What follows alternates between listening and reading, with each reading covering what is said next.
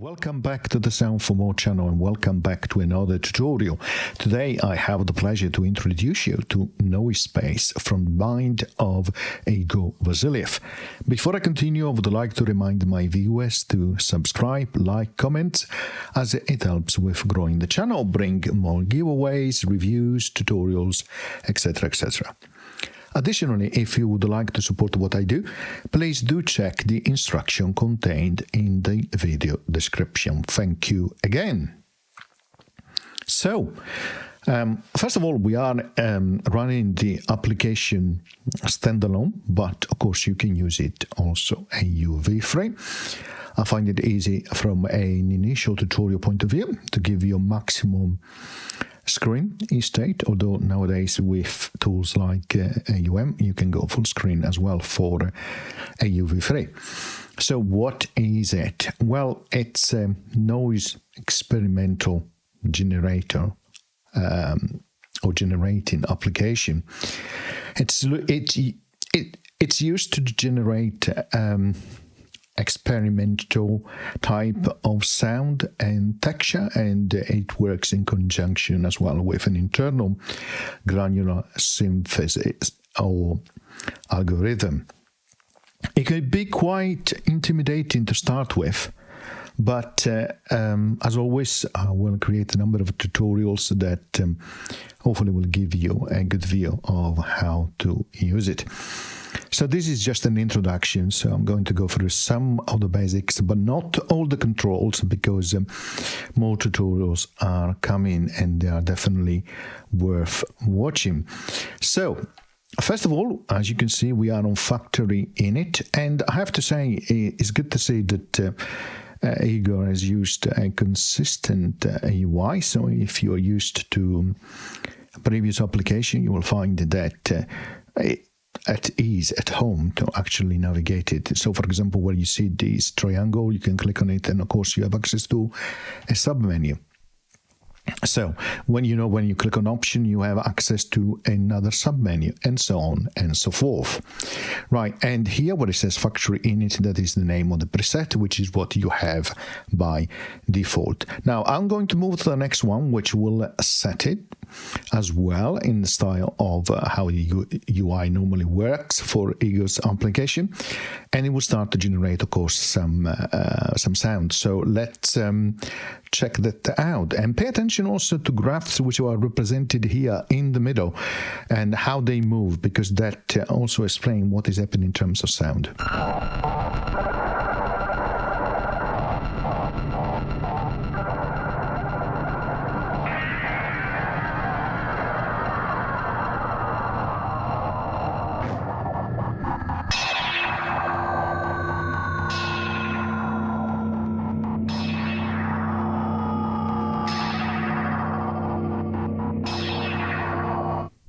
So hopefully you can see that the sound was changing here when this graph was moving rapidly down. Think about these as a modulator, but I'll come back on these a little bit more in a moment.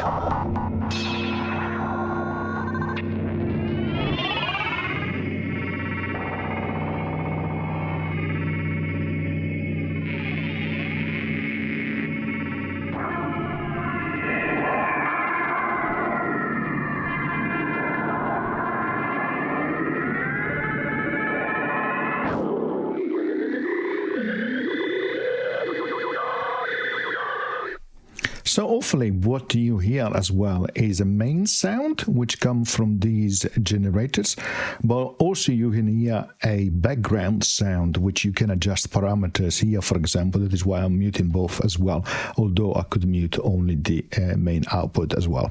Okay?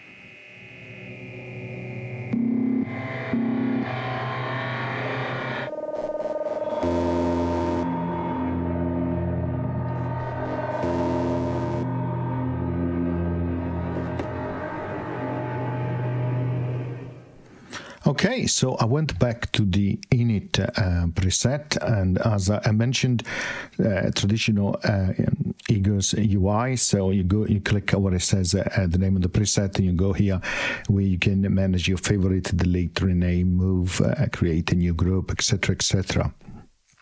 But ultimately, you need to actually select a preset and then click on Set and then Close. Okay, so let's have a look at how it works at high level. So in the middle, you have 5 main generators, 1, 2, 3, 4, 5. So that is why you have the G letter generator 1, 2, 3, 4, 5, with some option at the bottom. Then, of course, you can click on each generator to go inside further option where you can change the tone, the segment, structure, pulse, morph, and stereo settings, but much more than that. You can see a section here on the filter, a section here on the gate, background, levels, crash, and filter, but also modulation. Okay. Below here, you have a number of graphs where you can see things happening. So if you click on the graph, then you can set the depth rate and randomization for what is happening in terms of modulation.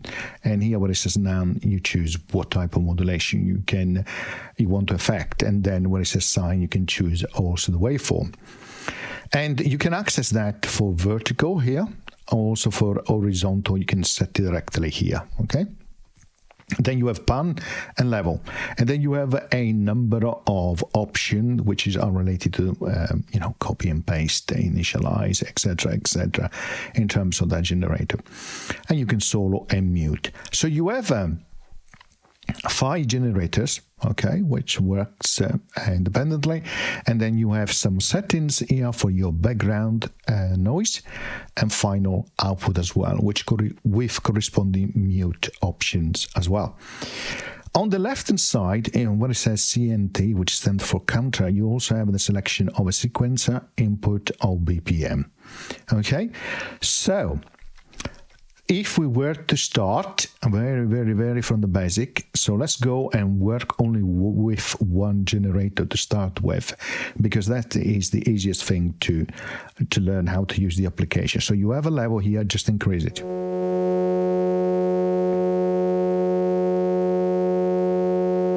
So now you hear a constant sound, okay, a constant tone, okay.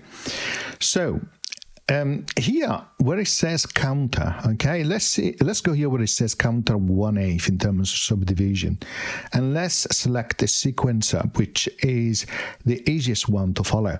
So as you can see, it's going from step 1 to 8 sequentially. When it goes 1, 2, 3, etc., when it gets to step number 8, it starts again from number 1. Again, I will explain all of these in upcoming tutorial, but just to get you started.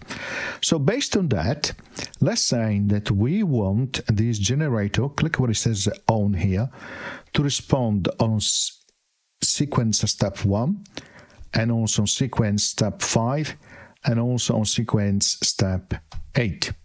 Okay, so let's increase the level.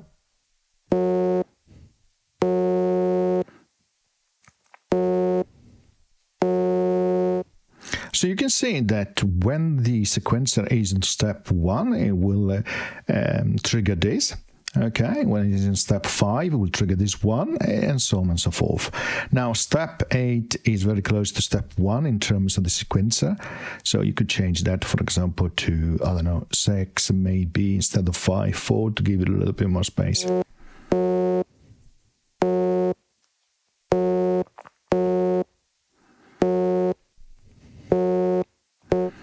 Now, if you find that that is too fast, click on sequence 1 and change the subdivision to 2. It is lower. So it is lower in terms of how it's moving between one step to the other, right? Okay, so let's click on the main here, and as it's producing sound, I'm going to change a bit of the parameters here to give you an idea of what happens, okay? The tone, the segment, the structure, the pulse, morph, and stereo, okay?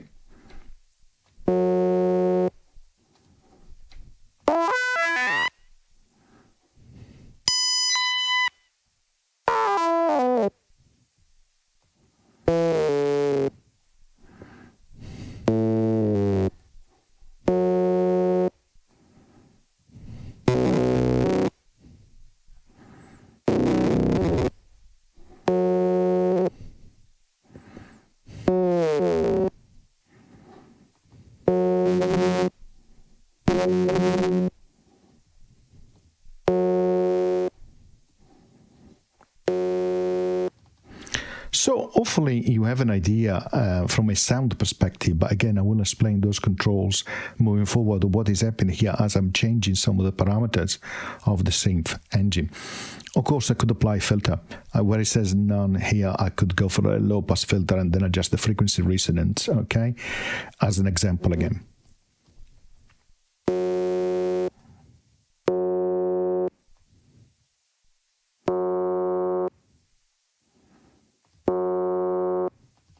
So again, that shows you that you can apply different filters there as well. Now let's go a step further. Okay, so you have a background section here. So let's increase the level. Now you don't hear anything. Here we go.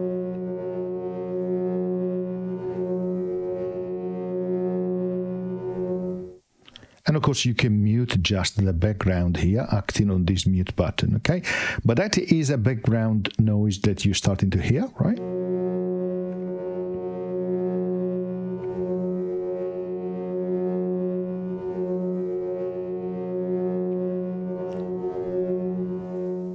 Now you can act on the crash, which is really powerful in the filter as well.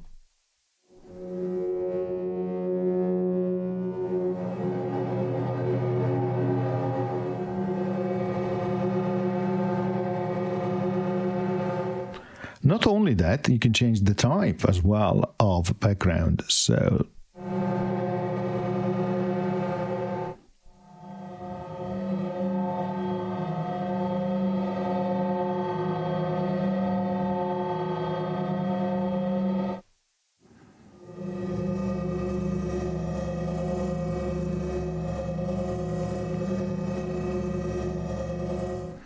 and of course, we can now enable the first generator and have them together.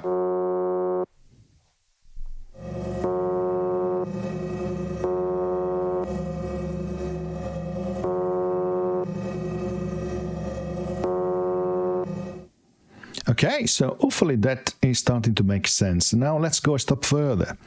Let's click here. And we're going to set the depth, perhaps something in the middle like that.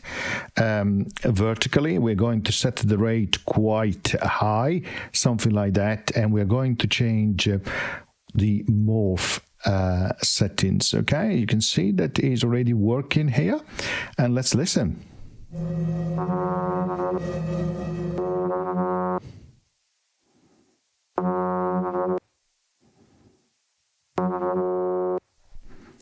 Now let's go a step further and we're going to do the same, but here also horizontally.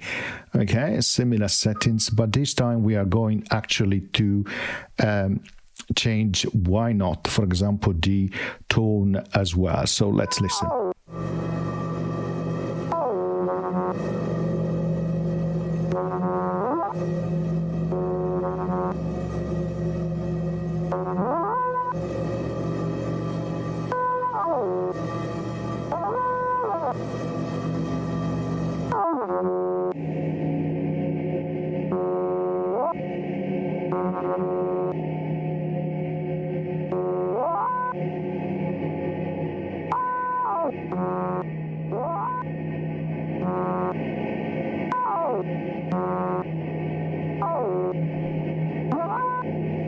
And of course, you can continue like that. You can change further things. For example, you can apply a background modulation. So you can set the rate here and then the depth.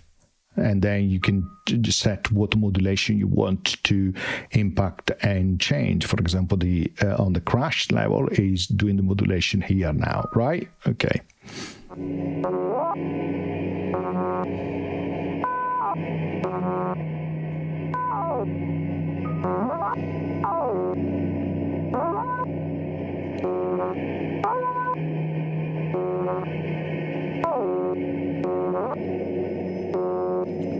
Okay, hopefully you found that a useful introduction to NoiseSpace, and I'll see you in the next tutorial. Thank you very much. Bye.